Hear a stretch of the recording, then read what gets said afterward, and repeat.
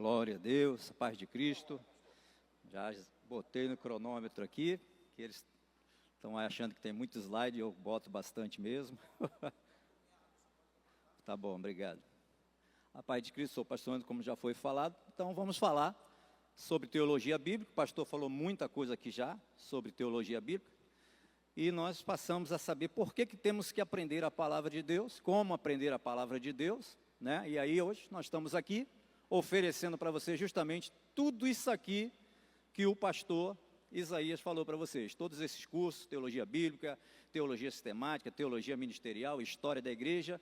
Então não é desculpa para nós não aprendermos a palavra de Deus. Você tem à disposição um curso acessível, um curso que tem aula presencial, que tem aula na plataforma, com perguntas, com vídeos, com links, né, ligados justamente à aula, em que você pode aprimorar o seu estudo na palavra de Deus. Vamos ver o que é teologia bíblica. Maravilha. Bom, está aí, como foi falado, apresentar esses dois professores aí, os mais bonitos do seminário, tá? Eu vou falar para vocês, professor Anderson Pereira e o professor Wellington, me desculpa os outros professores, amém? Então nós estaremos aqui dando aula de teologia bíblica, ou o primeiro ano do seminário. Então vamos entender o que é teologia. A primeira coisa que nós devemos saber é o que é teologia. Então teologia é o quê? É o conhecimento de Deus, conforme revelado aonde? Aonde? Na Escritura, na Bíblia. Tudo que nós vamos aprender sobre Deus está onde? Está na Bíblia. Então o teólogo ele tem que carregar o quê? A Bíblia. Se vai para a aula, leva a Bíblia, senão não adianta. Amém? Aí leva a sua versão, a versão que você tiver. Se tiver aquela que o pastor Isaías vendeu aí de 30 versões, aí leva também, né? Para nós aprendermos justamente e esboçarmos sobre teologia, conhecer Deus. A palavra teologia vem de dois termos gregos, né? É theos, que significa Deus, e logia, que é o estudo, não é? O ensino, e essa palavra que está aí antes de logia não é grego, tá? Vem do sufixo logia, tá? Então, a palavra teologia é o estudo, né? De quem? É a lógica sobre Deus, é o estudo sobre Deus, é o conhecimento sobre Deus, que vai ser revelado aonde? Na Bíblia Sagrada. Amém? Entenderam o que é teologia? Olha o Kahoot aí, hein, gente? Olha o Kahoot, hein? Tem prêmio, hein? Tem prêmio. Então, como o pastor falou também, nós temos várias teologias, né? Aqui no nosso curso nós temos 3, contando com a quarta, que não é uma teologia, mas é a história da igreja. Nós temos a teologia exegética, que é ligada à hermenêutica, teologia histórica, e no nosso caso, teologia bíblica, teologia sistemática e teologia ministerial ou teologia prática. Amém? Então, já foi citado as 3 teologias que nós vamos estudar e também anexado ao nosso seminário, História da Igreja. Qual a importância da teologia? Com certeza, né, para ser um bom teólogo, a primeira coisa é você tem que abrir a Bíblia e estudar a Bíblia. Conhecemos pessoas que leem a Bíblia o ano inteiro. Vai lá, lê a Bíblia, mas será que entende a Bíblia? Lembra da passagem do eunuco de Candance? E aí Filipe chega perto dele, entendes o que lês? Né? Entende o que lês? Então você tem que ler e entender o que você está lendo. Ler por ler não adianta nada, você vai cumprir, eu li a Bíblia em um ano, mas você entendeu o que leu? É mais do que isso, porque isso vai mostrar se nós somos o quê? Bons ou maus teólogos. Se todo mundo estuda a Bíblia, porque está estudando teologia. Teologia é correta, ela pode ser correta ou pode ser equivocada da maneira que você o quê? Interpreta essa teologia, do jeito que você aprende a teologia. Então nós temos que entender e buscar fontes dignas, né? Fontes fiéis, né?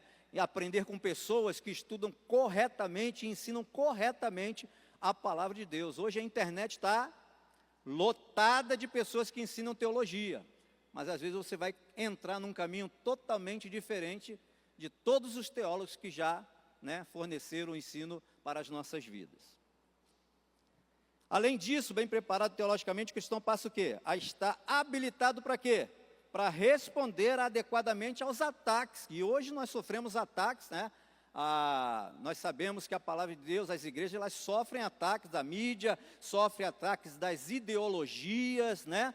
E para que nós possamos estar preparados, o bom soldado, ele se prepara para a guerra antes da guerra. Não adianta ir para a guerra e se preparar na hora, vai se dar mal. Tem pessoas aqui, muitos militares aqui na igreja, e nós sabemos que quando nós vamos para algum exercício, nós temos que preparar roupa, preparar coturno, preparar cantil, preparar a mochila, preparar tudo que vai dentro para que quando nós estivermos em missão, nós tenhamos facilidade para nos defender, facilidade para guerrear. É assim o teólogo, se ele não conhece a palavra de Deus, ele não vai ter facilidade para defender, né, a fé cristã. Ele não vai ser um apologeta, ele não vai conseguir defender aquilo que ele aprendeu de uma maneira, de qualquer maneira. Amém? Além disso, né, nós vemos aí, além disso, bem preparado teologicamente, o cristão passa a estar habilitado a responder adequadamente aos ataques da fé e identificar e combater o quê? As falsas doutrinas. Lembra o que Paulo falou para Timóteo lá, para ele? Ó, no final dos tempos, virão muitos que dirão assim, ó, não é para comer isso, não é para fazer isso, não é para fazer aquilo. E nos nossos tempos nós temos muitas doutrinas que estão falando, não, mas Deus é amor. O amor pode tudo. O amor pode de qualquer jeito. E aí você vai entrar na palavra de Deus e você vai defender justamente a verdadeira teologia, a verdadeira palavra. Amém? Bom, acompanhando isso, o estudo teológico realmente é um campo muito amplo, por isso podemos falar em várias disciplinas teológicas. Nós temos aí, né, a teologia bíblica com os seus livros, nós vamos estudar, mas aí nós temos também o pastor Glaucio, que ele vai trazer para você sobre escatologia, estudo dos finais do tempo. Eu não vou citar mais, porque ele vai trazer isso para vocês. Então, uma série de matérias anexadas à teologia, para que nós possamos o quê? Combater as falsas doutrinas que aparecem, né? Antes, porém, mais uma vez, é importante ter em mente que o texto bíblico é o fundamento da teologia cristã. O que é o fundamento da teologia cristã? É o quê? Texto. Você pode responder bem forte para mim? Qual é o fundamento da teologia cristã? Texto bíblico. Fora do texto, vira contexto para um monte de heresias. Texto sem contexto, vira porcaria. Então você tem que aprender, não pegar pequenos versículos e tornar aquilo ali uma pregação gigante sem olhar o quê? O contexto. Tudo que está falando ali na palavra de Deus. Amém? Então todas as disciplinas teológicas partem desse ponto inicial para poderem apresentar adequadamente seus desdobramentos. Por isso, devemos entender o que é o quê? Exegese e hermenêutica. Quem são essas duas mulheres, né? Então nós vamos ver o que é isso aí. Na verdade, tem essa figura aí que eu coloquei, né, que foi até o meu amigo Gabriel que colocou, ele que formatou todas esses slides bonitos aí. Então, na verdade, eles não combatem um com o outro, eles somam um com o outro. Vamos passar? Olha só, o que é hermenêutica?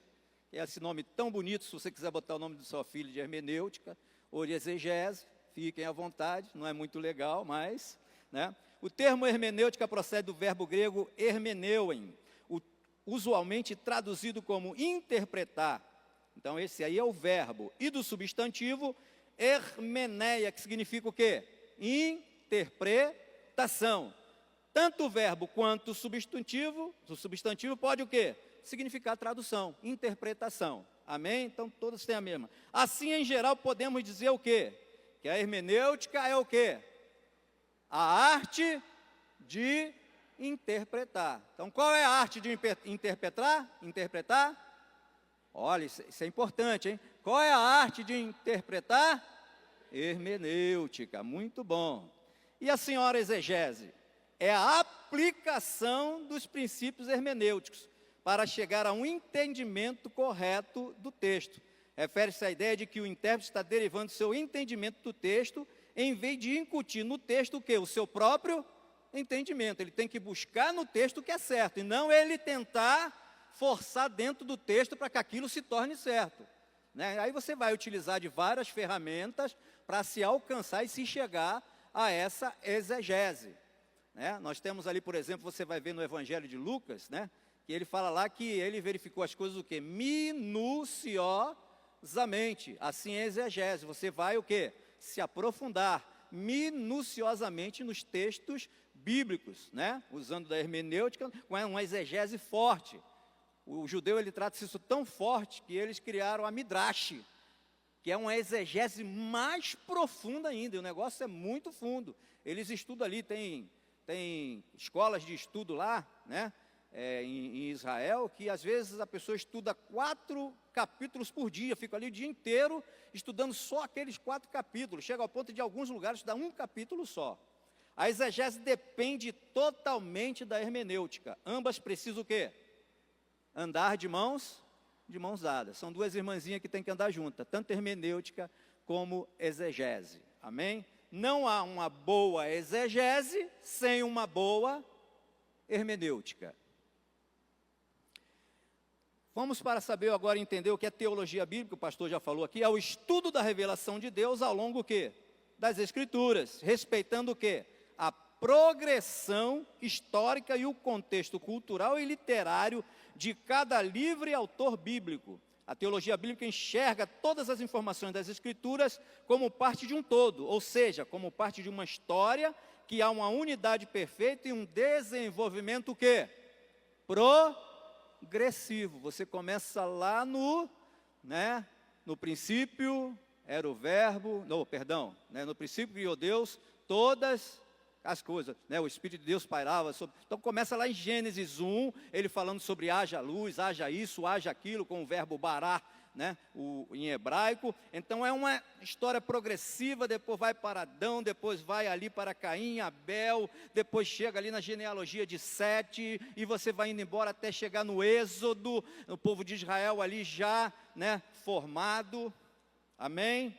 E é um perfeito desenvolvimento progressivo. Fala, Gabriel. 12. Para tanto, os lexicais e hermenêuticos dos textos bíblicos cumprem um papel essencial nos resultados da teologia bíblica. O principal foco de estudo da teologia bíblica são o quê? Como o pastor falou, os livros da Bíblia. Não tem mais outra coisa, é isso aí. Gênesis a Apocalipse. Antigo e Novo Testamento. A teologia bíblica acompanha a revelação de Deus dentro da história bíblica. Então está tudo lá. E Deus, né, se apresentando, ali as tipologias de Cristo, no meio de todos os textos bíblicos, como já foi falado, porque Cristo é o tema central da palavra de Deus, da Bíblia.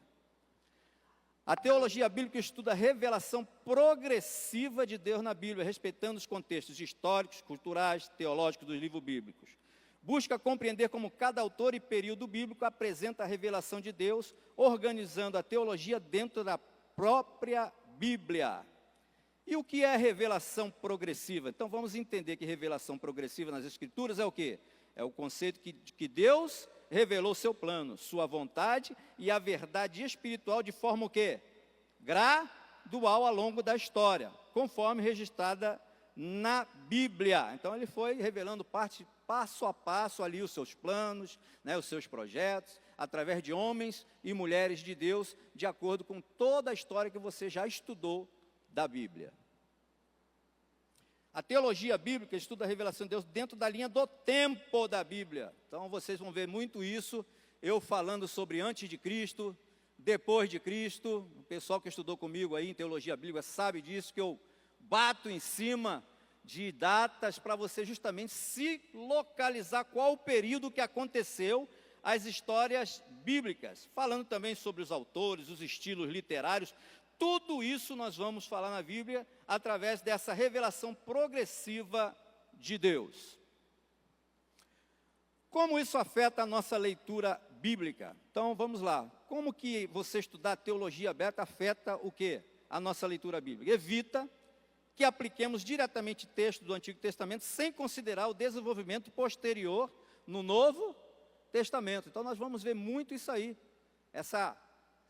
esse casamento aí de textos do Antigo Testamento com textos do Novo Testamento. Inclusive tem as Bíblias, né? A maioria das Bíblias, ela tem ali os seus textos, embaixo ali tem as ligações, as concordâncias que você vai ver lá, tanto no Novo quanto no Antigo, como no Novo Testamento, coisas que vão se cumprir lá no Novo Testamento. Por exemplo, Isaías 53, não é isso? Levou sobre nós, levou as nossas iniquidades, tudo aquilo que está escrito lá, né? Cordeiro imaculado que morreu na cruz, lá justamente nos evangelhos, lá se cumpre lá nos evangelhos. Então nós vamos ver justamente isso se, né, concluindo lá no Novo Testamento, o velho se concluindo no novo. Passamos a entender que certos mandamentos e práticas tinham significado específico naquele tempo e que foram cumpridos ou superados em Cristo. Então, lembrando que o pastor falou aqui, tem muitas igrejas do quê? Se tornando judaizantes, voltando à lei, ou seja, aquilo que, né, Cristo trouxe uma nova aliança para as nossas vidas e eles querem voltar para a antiga aliança. O único povo que ainda está na antiga aliança, quem são? Os judeus. A Bíblia deles não possui o Novo Testamento. Então, percebemos que toda a Escritura aponta para Cristo, como o pastor falou, mesmo que de formas ocultas ou simbólicas nos livros mais antigos. Nos ajuda a não confundir as alianças. Então, vamos entender as alianças. Alianças edêmicas, alianças com Abraão, alianças com Noé, alianças com Davi, né, até chegarmos na nova aliança, que é a aliança com Cristo. Quais são os riscos de usar texto fora do seu contexto teológico?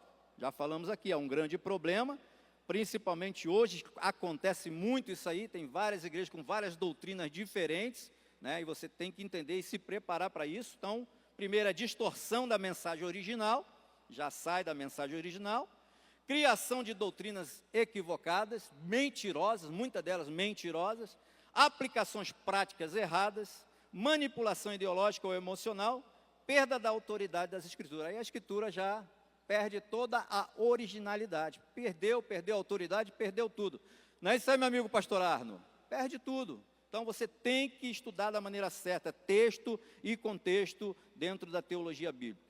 As características principais da teologia bíblica é escriturística, progressiva, contextual e cristocêntrica. Né? Escriturística, parte das escrituras para a análise e estudo, o texto bíblico está em primeiro lugar. Na teologia bíblica, sempre o texto bíblico estará em primeiro lugar. Progressiva, como nós falamos, Deus se revelando progressivamente. Contextual, valoriza o contexto, texto e contexto original dos livros bíblicos. E cristocêntrica mostra que toda a Bíblia aponta para quem? Para Cristo. Temos aí o que nós vamos estudar. Opa! Vocês conhecem esse personagem aí? Vocês vão conhecer na história da igreja. Quem é esse personagem? Quem? Martinho Lutero. O que está errado ali? O que está errado ali? Tem livros ali diferentes, não tem? Então esse aí é o quê? É o cânon da Igreja Católica. Então tem ali, ó, você vai ver lá no em cima, lá, ó, livro de Macabeus, primeiro Macabeus, segundo Macabeus, né? Aí você vai ver Eclesiástico, né? Tobias e outro. Então, não é isso que nós vamos estudar. Passa para o próximo. Isso aí está o certo. Esse aí é o que nós estudamos, esse aí que nós vamos estudar durante esse ano, os 66 livros da Bíblia, 39 do Antigo Testamento e 27 do Novo Testamento. Pode passar, meu amigo. Nós temos os módulos, já foram apresentados pelo pastor, eu não vou repetir, porque são 11 módulos, né, 6 ali do Antigo Testamento, constando todos os livros da Bíblia, terminando ali, né, até Malaquias, que é o último profeta, e o do Novo Testamento, nós vamos começar em Mateus. Na verdade, nós vamos começar em Marcos, que é o primeiro evangelho que foi escrito, e terminarmos com o livro de Apocalipse. Enfoque da teologia bíblica, contexto e conteúdo, autoria e datação, linguagem, estilo, tipologia textual, narrador e personagens, histórias e ensinamentos. Tudo isso aí nós vamos ver dentro de um livro. Quem é o personagem? Em Gênesis vamos falar sobre Abraão, sobre Adão, sobre Sete, nós vamos falar sobre Caim, nós vamos falar sobre José, Judá, etc. e tal. Em todos os livros, qual foi a data, qual foi o período, onde aconteceu também nós vamos ver na parte, né, de mapas também. Temos aí a diferença entre teologia bíblica e teologia sistemática, está aí para vocês verem.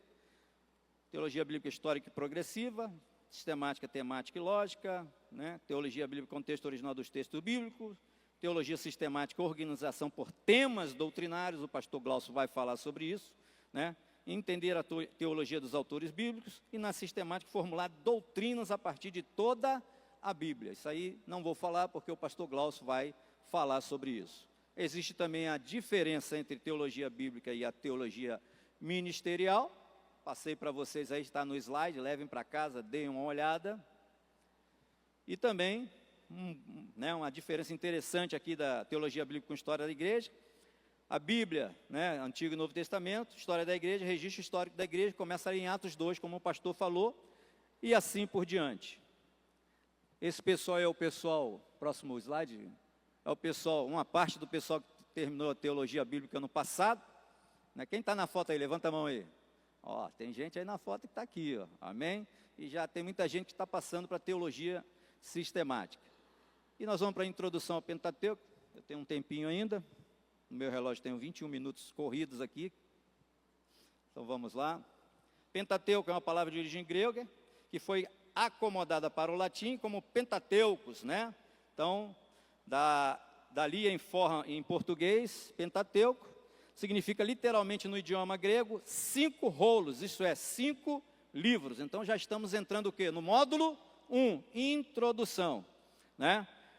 Proveniente da derivação justaposta de 2 palavras gregas, penta, que é 5, e teucos, que significava o quê? Estojo para guardar o rolo de papiro. O Pentateuco também é chamado de livro, né, o livro em 5 volumes.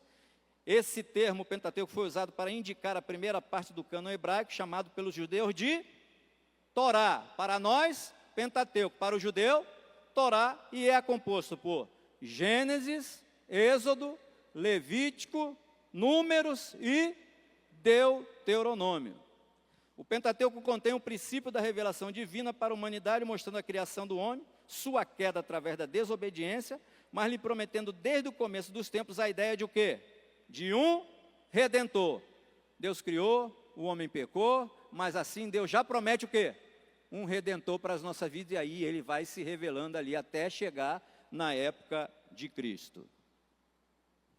No cânon hebraico, e cânon vocês vão aprender o que significa cânon, que significa em grego vara de medir, ou seja, as regras para esses livros serem inseridos justamente ali como um livro bíblico, né? No cânon hebraico, o Pentateuco é chamado de Torá, que quer dizer na língua hebraica, instrução, orientação, ou até mesmo ensino, e faz parte do quê?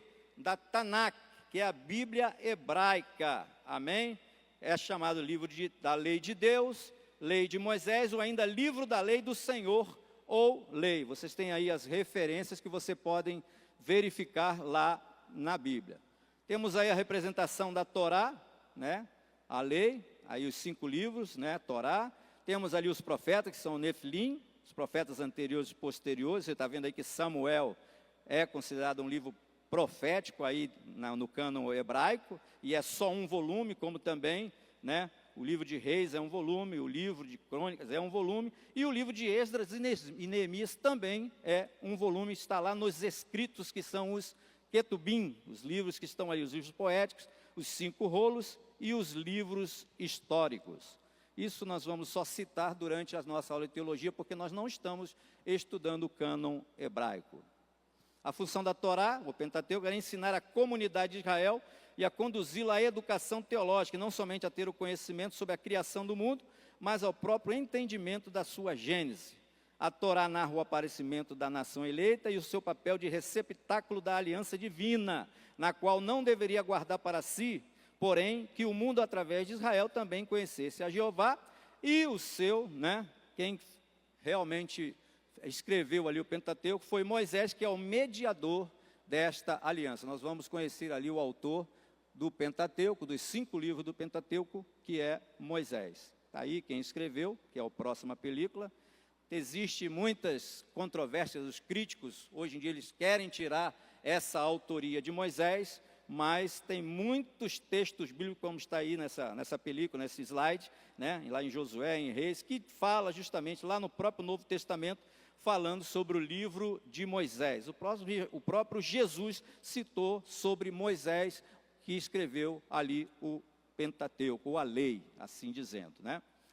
O Pentateuco, ele narra desde a criação do mundo e termina com um registro acerca da morte de Moisés. Então começa lá, no início, a criação de todas as coisas, até o capítulo 34 de Deuteronômio, que fala assim, Moisés morreu. E a única parte, talvez, que Moisés não tenha escrito, né? Porque eu morri, né? Não tem como ele escrever, eu morri, né? Alguém escreveu essa parte, anexou, pode ter sido depois ali, até do cativeiro, de repente, do cativeiro babilônico. Amém? Então, ele apresenta o período patriarcal, destaca especialmente a aliança de Deus com Abraão. Isso explica a origem do povo hebreu e porque esse povo aparece no restante do Antigo Testamento como o povo da aliança que desfruta do favor especial de Deus. Você vai ver ali a criação, né, a chamada de Deus. Primeiro ele chama homens e depois ele chama agora o quê? Um povo. Então você vai ver ali, a partir dali, a história do povo de Israel. A história do povo de Israel começa lá no final do capítulo 11, na linhagem de Sem, e vai terminar, ainda não terminou, está no livro de Apocalipse, ainda tem a história de Israel correndo, você pode ver pelos acontecimentos dos dias de hoje. No Pentateuco, né, tem aí os livros que nós estamos estudando, vamos estudar. Então, no Gênesis fala sobre a criação do universo, a criação do homem, a entrada do pecado na terra, o primeiro homicídio, a genealogia de Adão, a corrupção do gênero humano, o dilúvio, a descendência de Noé, fala sobre a história dos patriarcas, Abraão, Isaque e Jacó, e a história de José, se encerra com a história de José, desde o capítulo 37, dá uma parada no 38, que vem a história de Judá, e depois continua José, trazendo ali sua família para o Egito. No Êxodo, o livro fala sobre a escravidão no Egito, a chamada de Moisés, as pragas do Egito, a instituição da Páscoa, travessia do Mar Vermelho, nós vamos ver quais as prováveis locais de travessia, o acampamento no Monte Sinai, tinha uma organização, o recebimento das leis lá no Monte Sinai, a rebeldia do povo de Israel, a instituição do sacerdócio levítico, a construção do tabernáculo e de seus utensílios. A partir do capítulo 35 de Êxodo só dá tabernáculo, utensílios, roupa de sacerdote e assim por diante. No livro de Levítico, que muita gente não gosta de ler o livro de Levítico, né? E é importante, nós vamos ler sobre ofertas, os sacrifícios, santidade e obediência, consagração de Arão e seus filhos, a morte de Nadab e Abiú, porque trouxeram fogo estranho, deveres e porções dos sacerdotes, vamos ver sobre o Yom Kippur, que é o dia da expiação, as leis morais e éticas do povo, porque Moisés não recebeu só 10 leis, ele recebeu 613 leis, foram recebidas ali no Monte Sinai, castigo para diversos pecados, as festas sagradas que são festejadas por Israel até hoje, obediência e desobediência. No livro de Números, né, nós vamos ver os 2 censos de Israel, no capítulo 1 e no capítulo 26, a ordem do acampamento no Sinai, os diversos, os deveres dos levitas, as diversas leis, incluindo o nazireado, a celebração da Páscoa, a partida do Monte Sinai, a rebelião de Arão e Miriam, a chegada em Cádiz Barneia, que foi onde foram enviados 12 espias, e até aí só tinham passado aproximadamente 2 anos. Eles já estavam na beiradinha de entrar na terra. Devido a esses espias, 10 espias, passaram mais 38 anos, que se somado aos 2, 40 anos no deserto. A rebelião de Corá, Datã e Abirão, a morte de Miriam e Arão, serpente de bronze, a bênção de Balaão e o anúncio da morte de Moisés em Números. Em Deuteronômio, que fala que é repetição, né? Na verdade, em hebraico é devarim, que significa palavras.